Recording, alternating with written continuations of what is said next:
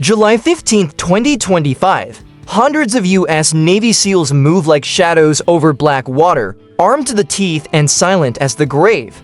Their target is unlike anything in naval history, a colossal, heavily armored vessel that produces over $4 billion in drugs every month, guarded by 300 elite mercenaries and hidden far beyond the jurisdiction of any nation. This ship has earned its reputation as untouchable, but it's more than a floating drug lab, it's a prison. Over 500 civilians are trapped inside, many kidnapped, others trafficked, among them 160 American citizens. For years, no force on Earth could touch it. Every mission failed, every approach ended with hostages being paraded on deck as human shields. Until now, 30 underwater drones cripple its radar.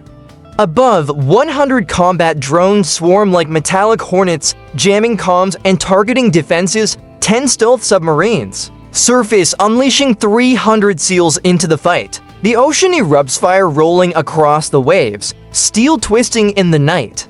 In just 9 minutes and 32 seconds, the impossible happens, but who commands this empire of terror? And what became of the 500 souls on board? The ghost ship in the ungoverned depths of international waters sails a behemoth with no flag. At its helm is Raul El Sombra Valdez, a former cartel lieutenant turned maritime warlord. Ruthless, brilliant, and untraceable, Valdez built a vessel the world's navies quietly call the ghost ship. 300 feet long, plated in military-grade armor, it houses a mobile superlab capable of churning out staggering quantities of methamphetamine and fentanyl. Below deck, civilians work 14-hour shifts under constant threat from armed guards. Some were abducted, others lured with false promises, then trapped by crushing debt. Those who disobey vanish, replaced by new victims, stolen from ports across the globe. To protect his empire, Valdez employs over 300 mercenaries, ex-special forces from Eastern Europe, Central America, and rogue private contractors from the Middle East. They're arsenal rivals that have small nations, anti-aircraft cannons, shoulder-fired missiles, electronic jamming suites, and AI-assisted combat drones. The U.S. Navy has tracked this vessel 3 times in the last 2 years. Each time, a strike was aborted when children and other hostages were forced onto the deck seconds before missiles could hit. Drones captured images to haunting to forget terrified civilians lined up beneath the moonlight, their faces turned toward the incoming threat. With no way to strike without mass civilian casualties, the ghost ship became a symbol of defiance, mocking even the world's most powerful military. It moved unpredictably, changing course daily, cutting all electronic signatures. No satellite could track it for more than a few hours before it vanished again into the haze of the open sea. For almost 2 years, it was invisible, invincible, and growing bolder. The breakthrough at 1:05 a.m. UTC, high above the Eastern Pacific, a U.S. Navy P-8A Poseidon reconnaissance aircraft detected something strange, an infrared shape over 300 feet long, creeping across the dark water. Its heat signature matched a profile seared into classified archives. The ghost ship, its transponder was off, its electronic emissions nearly non-existent. But deep inside its armored belly, chemical reactors burned hot, cooking synthetic opioids without pause. That heat was its fingerprint, and satellites never forgot. Within 11 minutes, the imagery was relayed to Task Force Trident, a joint Navy Special Operations unit in San Diego. An algorithm cross-referenced every known thermal signature. The result, 97.6% match. The ghost ship had been found in the National Military Command Center. Alarms lit up the operations board. Analysts swarmed to confirm the data. This wasn't just another smuggling bust, this was a $48 billion criminal empire, a floating fortress that poisoned thousands every month, and it was holding 160 American hostages offshore. The president, already briefed weeks earlier on the possibility of its reappearance, now had a choice to make, one that would ignite Mission Silent Storm. Notified within seconds, the president convened an emergency session in the Situation Room. attendance restricted to only the chairman of the Joint Chiefs, the NSA Director, and Joint Command's Admiral Blake Harrington. This time, there would be no retreat. At 2:11 a.m., President Trump signed a direct action authorization. Code name Silent Storm. The plan was unlike anything previously attempted, not a missile strike, not a traditional boarding. Instead, 30 Ghost Shark II unmanned submarines, each no larger than a coffin, armed not with explosives, but with frequency jammers and electromagnetic pulse disruptors, would launch in a swarm from multiple vectors. Their mission: blind the target's radar, sever its communications, disorient its guards, and from beneath the waves, allow the real predators to strike. 10 Virginia-class attack submarines, each carrying 30 Navy SEALs trained for stealth, speed, and silent takedowns, would follow. After 2 years of cat and mouse, America finally had its chance. The ghost ship would not vanish again. 2:16 a.m. Under a moonless sky and in total radio silence, the Ghost Shark drones slipped into the Pacific from 3 separate Navy vessels. Each carried a single instruction: cripple the ghost ship's electronics without tripping its alarms. Moving 12 feet below the surface, they formed an overlapping electronic warfare grid.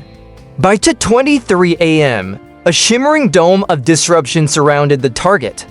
For the first time in over a year, the ship's advanced early warning systems went completely dark inside. Mercenary guards barely noticed, a brief flicker on their radar screens, then calm.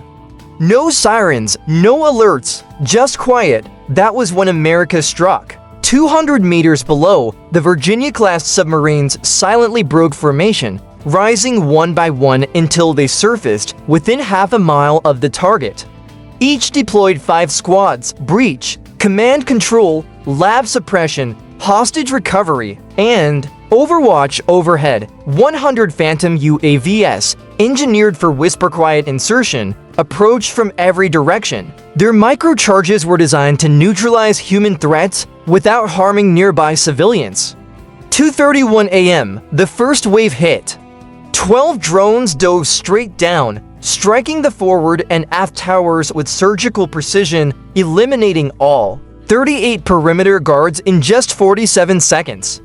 The hull remained untouched, the bridge still unaware. Panic erupted, guards fired wildly into the dark sky. But their radar was blind. Optics jammed, comms dead. They were shooting at ghosts. The second UAV wave didn't attack, it distracted. They hovered menacingly over the bridge and crew quarters, drawing eyes upward, while SEAL teams ascended from below, cutting into the hull through maintenance hatches and vent shafts. It was a flawless symphony of misdirection. While drones loomed overhead, the SEALs slipped into 5 key compartments below deck without triggering a single alarm. Civilians never saw them coming. In just 5 minutes and 12 seconds, U.S. forces seized full outer control of the ship, without a single SEAL firing a shot. The ghost ship's aura of invincibility was dissolving by the second. By 2:36 a.m., the deck was eerily still. Disoriented by the blackout and phantom threats, the mercenaries scattered into confusion. But inside the steel Leviathan, the real battle began. 5 SEAL teams struck simultaneously across the ship's most critical sectors: Team Alpha, Bridge. Assault, 16 elite mercenaries armed with laser-guided rifles and infrared optics guarded the command deck. SEALs didn't rush. They used suppressed MP7 South and stun grenades, breaching from the ceiling and neutralizing all 16 in 42 seconds. Team Bravo, Weapons Bay, over 200 rifles, RPGs, and anti-air missiles lay inside the room, rigged with explosives to destroy the entire vessel if triggered. Using fiber optic scopes, SEALs identified for booby traps, disabled them, and cleared 9 hostiles, 0 as casualties. Team Charlie, the most vital mission, the lower deck, where more than 500 civilians were locked behind reinforced steel doors. Cages lined the dim corridors. Guards were using civilians as human shields, but the SEALs never fired recklessly. Instead, they moved like shadows, flashbangs igniting the darkness, night vision cutting through the haze, and hand-to-hand precision, taking enemies down before a trigger could be pulled. In one moment captured by overhead drone footage, a single SEAL silently dispatched 3 armed men using only a combat knife. Not a single hostage was harmed. Team Delta breached the main drug lab, and what they found was staggering: 12 massive synthesis reactors, each churning out over 2,000 pounds of fentanyl every week. Armed guards formed a tight perimeter, but the SEALs had the advantage. Gas canisters hissed through ceiling vents, operators dropped in from the floor above, and in just 28 seconds, the entire guard detail was incapacitated.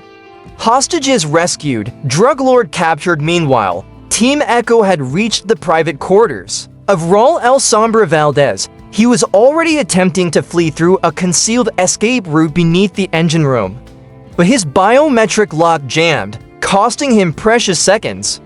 That was all the SEALs needed. They stormed in, flashbangs detonated, and within moments the most wanted drug kingpin in the Western Hemisphere was face down, zip-tied, and trembling. From breach to capture, the mission lasted just 9 minutes and 32 seconds. Every mercenary was killed or taken alive, not one civilian injured.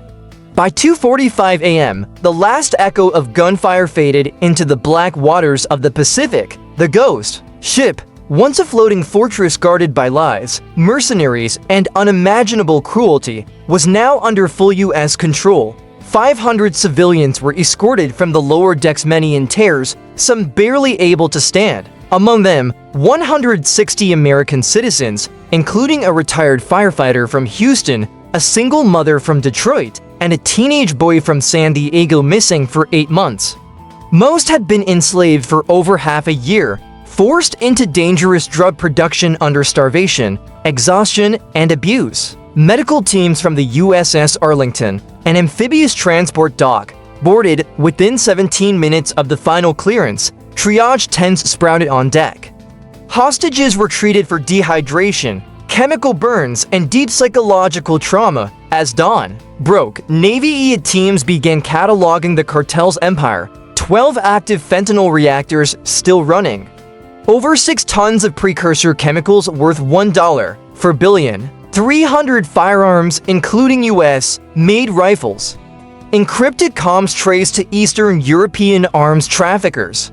And 5 hardened drives containing smuggling routes, financial records, and a list of over 70 corrupt officials across multiple nations. The ultimate prize was Valdez himself, hooded, handcuffed, and flanked by SEALs. He was airlifted at 4:13 a.m. aboard a blacked-out MH-60 Seahawk to an undisclosed U.S. facility. Once a face on Interpol's red notice, he would soon face a federal court. That morning, the Pentagon released a simple statement: the United States will not tolerate floating factories of death. No ocean is too wide, no criminal too hidden. What went unsaid but was understood was that America had just executed one of the most complex maritime rescue and interdiction missions in modern history. A $48 billion criminal empire destroyed, 500 innocent lives saved, and not a single SEAL lost. For the first time in 2 years, the ocean was quiet and the ghost ship was gone forever. The stillness after the storm carried a message louder than any explosion: justice has no borders. This mission was not just a victory of military precision. It was proof of America's commitment to protecting its people no matter where they are taken, no matter the cost. It reaffirmed a sacred truth: America protects its own. The lessons are clear: unseen battles are fought every day, not for headlines but for humanity. Evil often hides behind complexity, and the drug crisis is no longer confined to our borders. It is offshore, mobile, and relentless. In 9 minutes and 32 seconds, the United States dismantled a criminal empire without a single innocent lost. But the deeper truth remains: freedom demands vigilance, justice requires courage, and silence in the face of evil is never an option. The ocean may be vast, but America's reach is deeper.